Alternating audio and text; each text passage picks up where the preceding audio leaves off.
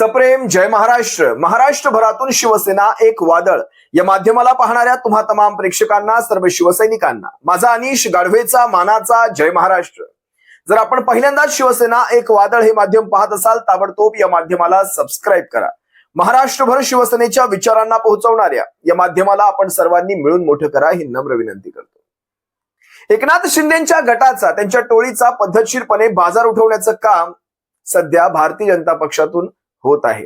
आता खर तर भारतीय जनता पक्ष म्हणावं की देवेंद्र फडणवीसांची टीम म्हणावी हे मला माहित नाही, ते आपण ठरवा.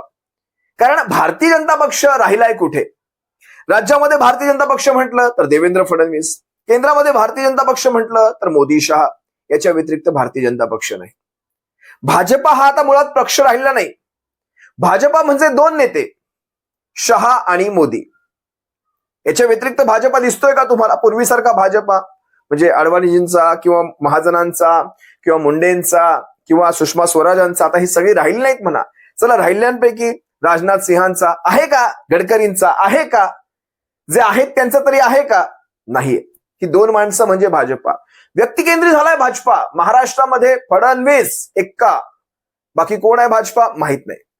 आता लक्षात घ्या कशा प्रकारे पद्धतशीरपणे यांच्या फिती कापायचा कार्यक्रम चालू केलेला आहे. दोन्ही बाजूने फीत एका बाजूने कापले, ते दोन्ही बाजूनी फीत कापून टाकायची. एकनाथ शिंदेच्या गटाची पद्धतशीरपणे लावण्याची कामं केंद्रातून आणि महाराष्ट्रातून कोण करतंय याचा तुम्हाला पुढच्या 7 ते 8 मिनिटात अंदाज येऊन जाईल. नक्की काय चालू आहे बघा. महाराष्ट्राचं अधिवेशन चालू आहे. त्या अधिवेशनाच्या काळामध्ये काल एक क्लिप व्हायरल झालेली आहे, पाहिली असेल आपण ती. शिंदे गटाच्या आमदाराची पद्धतशीर क्लिप व्हायरल झाली. कशी झाली, का झाली, कोणी केली, काय झाली, त्याच्यावर काय चर्चा झाली, काय घडणार पुढे माहित नाही, ते सगळं नंतर. या बरोबर अधिवेशन काळामध्ये या आमदाराने टक्केवारी, म्हणजे ही तर चला क्लिप व्हायरल आहे, असे किती आमदार असतील या गटाचे की ज्यांच्याकडे म्हणजे समजा त्यांच्या क्लिप व्हायरल नसतील झाल्या, पण अशा प्रकारचा कांड प्रत्येकाकडे घडत असेल. टक्केवारीच्या गोष्टी भर कॅमेऱ्यावर झाल्यात तिथे, म्हणजे त्याला माहित नसेल कॅमेरा आहे, पण त्या आमदाराने स्वतःच्या तोंडून त्या टक्केवारीच्या गोष्टी केल्या. मला खरंच नवल वाटतं. अजूनही कुठलीही कारवाई नाही. त्याची सत्यता तुम्ही पडताळून घ्या, काय असेल नसेल सर्व पाहून घ्या. काल सतीश पाटलांनी सुद्धा काही स्टेटमेंट दिल्यात, तुम्ही पाहिलं असाल. महाराष्ट्रभरात नेत्यांच्या स्टेटमेंट आल्या, पण अजूनही काही अगदी साधी चौकशी सुद्धा नाही. आपण म्हटलं चला त्यांचा आवाज नाही, AI जनरेटेड व्हिडिओ आहे, चला मान्य केलं, सगळं काही मान्य केलं. चौकशी तर करा. टक्केवारीची 40-40 लाखांची टक्केवारी. तुम्हाला कळतं आपलं काय जातं, आपल्या बुडा खालून काय निघून जातं. पण ते सगळं आपण सध्या बाजूला ठेवूयात, कारण आपल्या बुडा खालून काही गेलं आपल्याला काय घेणं पडतं, काय फरक पडतो? तेच गद्दार पुन्हा निवडून आणायचेच आपल्याला. तसं नसतं तर 1500 साठी आपण गद्दार निवडून आणलेले नसते. माफ करा, काही वेळेस भाषा कठोर वाटेल, पण 1500 साठी गद्दार निवडून आले, पुन्हा निवडून आले. मी आता तुम्हाला तो व्हिडिओ दाखवतो, जो व्हिडिओ काल दिवसभर महाराष्ट्रातल्या प्रत्येक माध्यमावर चर्चेत आला. एकदा हा व्हिडिओ पहा. शिवसेना एक वादळ याची पुष्टी करत नाही. या व्हिडिओमध्ये आवाज राजेश क्षीरसागरांचाच आहे, याचीही पुष्टी करत नाही. शिवसेना एक वादळ या व्हिडिओच्या मागे काय सत्य आहे आम्हाला माहित नाही. कारण मला माहितीये बाकी सगळ्या माध्यमांना सोडून द्यायचं, फक्त शिवसेना एक वादळच्या मागे लागायचं. मला माहितीये ना माझ्या बाबतीत काय काय गोष्टी घडल्या आहेत, मला माहितीये. त्यामुळे काही गोष्टींचे डिस्क्लेमर मी जाणीवपूर्वक तुम्हा सर्वांसमोर देतो. हे काम पोलिसांचं आहे, पोलीस पाहून घेतील, पोलीस चौकशी करतील. पोलिसांनी चौकशी करावी. खरंच या व्हिडिओमध्ये काही तुम्हाला दिसतंय का ते बाहेर काढावं, सत्य बाहेर काढावं, लोकांसमोर येऊ द्यावं. या टक्केवारीच्या गोष्टी खरंच महाराष्ट्र पोखरून जात आहेत. आम्ही जीव तोडून सांगतोय, पण काय माहिती कुणापर्यंत या गोष्टी पोहोचतात. एकदा हा व्हिडिओ पहा. मी इकडे राहायला, मी इकडेच आहे ना साहेब, राहायला इकडेच आहे ना. हो. मला एक सांगा, आपला हिशोब कसा ठरला होता? साहेब त्या दिवशी तुम्ही इथे बसलेला आत गेला, त्याच्यानंतर राहुल आणि प्रशांत आत गेले. काय ठरलं मला सांगा. हा, मला म्हणाले की साहेबांचे 5 ऐका नाही, नाही, आपण कसं करता द्यायचं आपलं उत्तर? ऐका ना तुम्हाला साहेब, भेटायला आलो तेव्हा काय सांगितलं होतं? ऐका एक मिनिट ऐका साहेब, पुढे 1 मिनिट मला द्या ना फक्त. बोला. मला म्हणाले आपला 7चा हिशोब ठरलेला, बरं. बरोबर आहे. ते म्हणाले साहेबांचे 5 आणि आमच्या दोघांचे 1-1. हे बघा. ऐका त्याप्रमाणे 40 लाख मी तुम्हाला दिले साहेब. नाही, आणि नाही, एकच मिनिट साहेब, माझं कंप्लेंट जरा पहिला ऐका. नाही एक, आणि त्यांना ऑफिशियल ट्रान्सफर केलं साहेब राहुलला मी. हे बघा, तुम्ही- एवढे त्यांनी घाई केली माझ्याकडे. नाही, नाही, एक लक्षात घ्या साहेब, आपलं काय ठरलं होतं? 60% तुम्ही झाले. विचारला का? अहो पण ते आज तुमच्या बरोबर गेले नाही साहेब. नाही नाही, असं नाही करून चालत साहेब. तुम्ही त्यांचं काय असेल ते बघून घ्या. ते नाही, त्यांना 1% द्यायला होतं, तुम्ही 2 दिला. आम्हाला 2% तुम्ही कमी दिले. हे बघा, व्यवहार क्लिअर ठेवा. आम्ही दुसऱ्याकडे काढून तुम्हाला दिले. कळलं का? साहेब- पण त्यावेळी तयार होता मला साधलं. तर म्हणलं राहून द्या, तुम्हाला बोलले म्हणून दिलं. नाही पण ते साहेब खरं सांगू आता तुम्हाला. हे बघा, तुम्हाला तिथं कामात काय नसं करता येईल ते मी बघतो, पण असं नाही सांगणार. जे ठरलंय ते नाही करा. साहेब, मला आता ते कामच, कारण तिथे पण मला एवढं ठीक आहे, प्रेशर. तुम्हाला पैसे परत देऊन टाकायला होते, तुम्ही करून दे मग. ओके साहेब, सॉरी हा साहेब. नाही, ठीक आहे. नाही माझे बघा, राग मानू नका साहेब. रागाचा विषय नाही साहेब. जो व्यवहार ठरतो तो आपण पाहायचा. नाही साहेब, माझ्याकडनं हे बघा साहेब, माझ्याकडनं पाळला गेलाय साहेब. म्हणून घ्या, साहेब. तुम्ही चुकताय कुठं? एक लक्षात घ्या. व्यवहार आहे असं. मालक कोण आहे? मालक तुम्ही आहात. कोण मारायला बोलायला? अरे पण हे पण मला एक गोष्ट सांगा, त्यामध्ये कोण आधीमध्ये काय ढवळाढवळ करत असं तुम्हाला मला भेटता येत नव्हतं का? अहो साहेब, आता आपण म्हणतो कशाला चुगल्या करा ना, आपला स्वभाव नाही साहेब. असं नाही, असं नाही, असं नाही. ते कसं आहे माहितीये काय, सगळी वरती पण करावं लागते ते, असं नसते ते. अहो साहेब, तुमचं सगळं मान्य आहे, पण तुम्ही माझ्या जागी येऊन बसा ना साहेब. तुम्ही चुकलाय साहेब, आय ॲग्री, पण तुम्ही आमदारच आहे, मी साधा माणूस आहे. असा विषय नाही साहेब. आमदारांनी साधा आणि आज तुमचं कोल्हापूरमध्ये सगळं चालतं, ताकद आहे. नाही. माझी काय ताकद? त्यांनी सांगितलं हे बघा, ते तुमच्या मागे हात गेले आणि मला ते बाकीचं काही विषय माहित नाही. तुम्ही या व्हिडिओ नंतर माझ्या मनात एक साधा प्रश्न येतो. बरोबर विधानसभेच्या त्या अधिवेशनाच्या तोंडावर हे असले व्हिडिओ बाहेर आले. कोण वाजवतंय कार्यक्रम? कोण करतंय कार्यक्रम? आम्हाला नाही माहिती, आम्हाला काहीच नाही माहिती. यांना जास्त माहिती असेल ज्यांच्या बाबतीत घडतंय ते. मागे आठवा ना, तो कुणाचं बोट तुटलं होतं ते? पाटणचे देसाई. आमदाराला मारहाण होते, आमदारांचं रक्त सांडतं शर्टावर. एका निवडणुकीमध्ये आमदाराला मारहाण करणारे कोण असतात, कुणाची माणसं असतात मला माहित नाही. शिवसेना एक वादळाला काहीच माहित नाही. कुठल्या पक्षाचे आमदार असतात समोरचे हेही आम्हाला माहित नाही. आम्ही याची पुष्टीच करत नाही. काय दिवस आले ह्यांच्यावर हे विचार करा. बरोबर केंद्रामध्ये जसं सन्माननीय राजसाहेब ठाकरे म्हणाले की 2029ची अमित शहा स्वतःची तयारी कर, अगदी योग्य म्हणाले. नरेंद्र मोदी कुठल्याही बाजूने 2029ची निवडणूक लढतील अशी चिन्हच मला दिसत नाही. त्यांच्या देहबोलीतून मला ते भविष्यातल्या निवडणुका लढतील त्यासाठी ते कितपत प्रिपेअर, मी हा चांगला शब्द वापरला, प्रिपेअर आहेत मला माहित नाही. महाराष्ट्रातून कोणी स्पर्धा करू पाहताय का?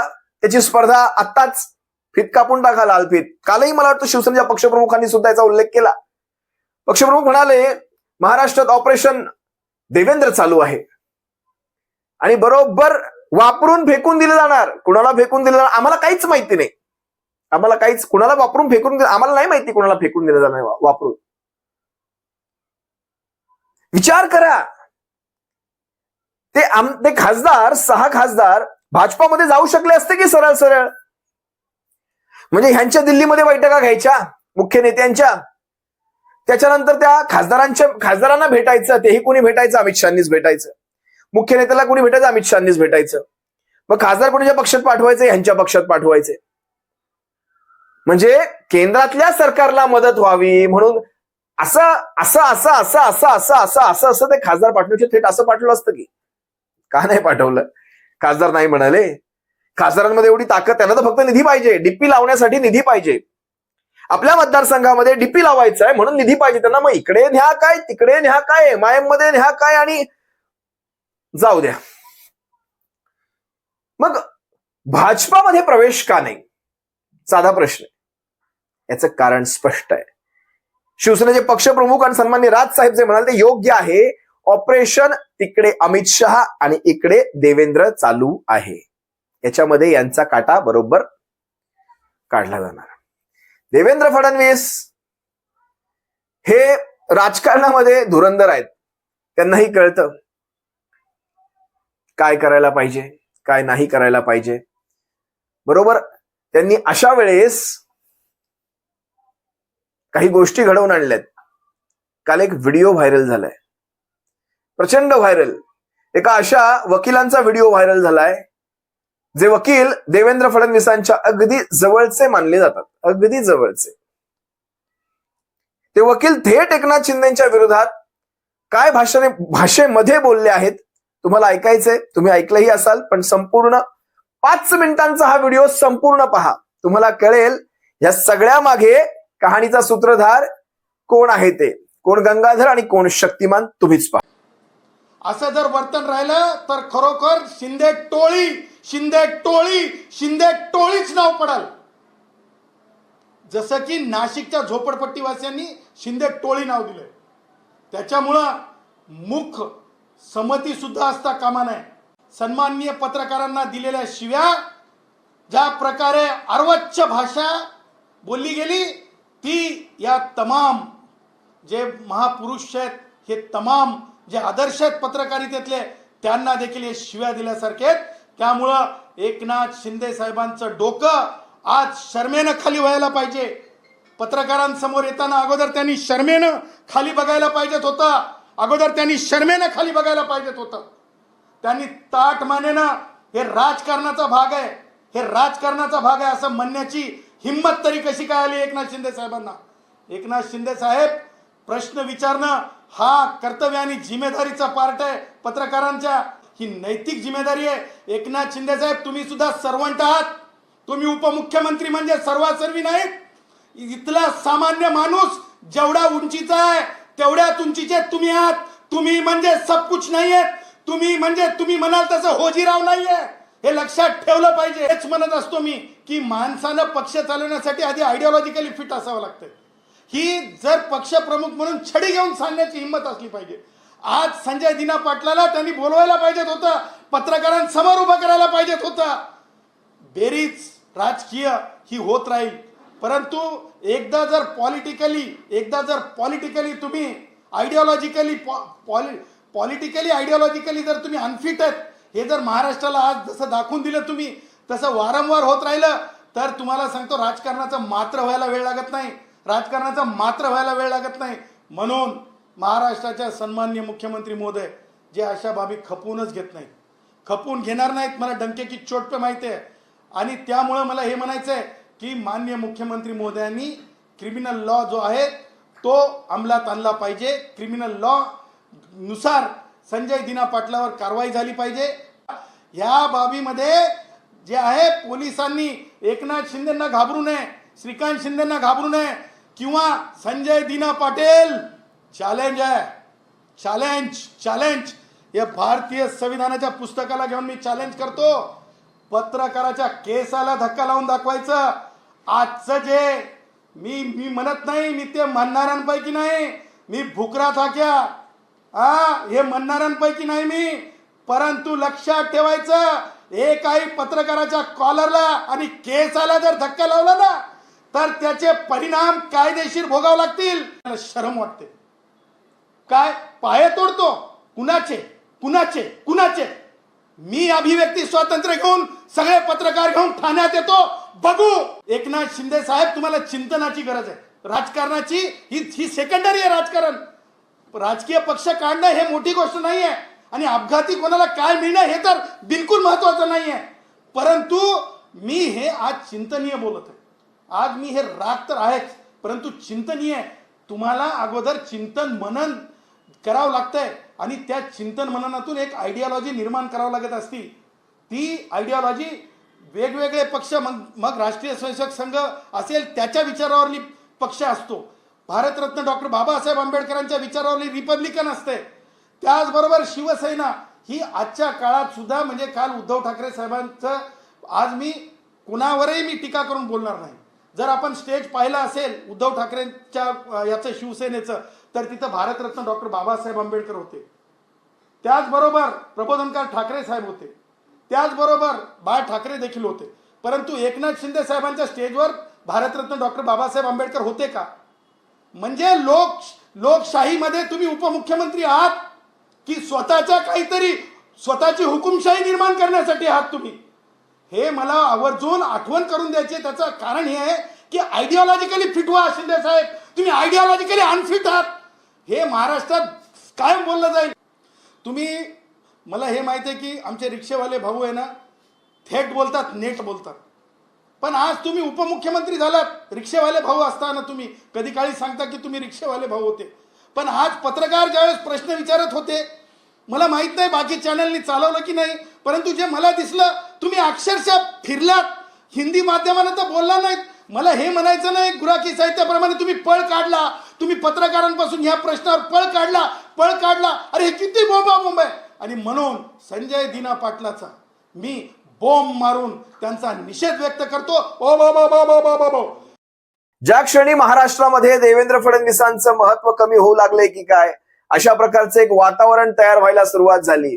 खासदार एकनाथ शिंदेच्या पक्षामध्ये गेले, केंद्रातून अमित शहांची त्यांना मदत मिळाली. हे अशा प्रकारचं वातावरण होत असताना देवेंद्र फडणवीसांनी लागलीच एक प्रेस कॉन्फरन्स घडवून आणली. बघा, लक्षात घ्या, कोण कोणाच्या मदतीला कोणत्या वेळेत उतरलं, ती वेळ फार महत्वाची असते.